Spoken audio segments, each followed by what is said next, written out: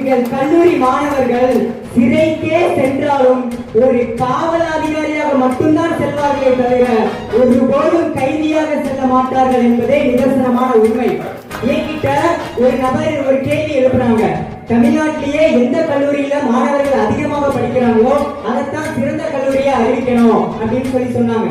எனக்குள்ள ஒரு சந்தேகம், தமிழ்நாட்டிலேயே கணக்கெடுப்புப்படி நாய்கள் தான் அதிகமா இருக்கு, ஆனா நம்ம ஏன் புலிய தேசியராக வச்சிருக்கிறோம்? இந்த உதாரணம் உங்களுக்கு புரிந்திருக்கும்னு நினைக்கிறேன். இதை விட திறமை வாய்ந்த நபருக்கும் வாய்ப்பை வழங்கக்கூடிய ஒரு கல்லூரி தான் நம் கல்லூரி. இன்று கிரிக்கெட்டில் ஒரு வாய்ப்பு கிடைக்காமல் போயிருந்தால் இன்று மகேந்திர சிங் தோனி என்ற ஒருவர் உருவாகி இருக்க மாட்டார். சினிமாவில் ஒரு வாய்ப்பு கிடைக்காமல் போயிருந்தால் சிவாஜி கணேசனே உருவாகி இருக்க மாட்டார். அதுபோல ஒவ்வொரு திறமைசாலிகளுக்கும் ஒரு வாய்ப்பை வழங்கக்கூடிய ஒரு கல்லூரி இருக்கிறது என்று சொன்னால் அது நம் கல்லூரி மட்டும்தான் என்பதை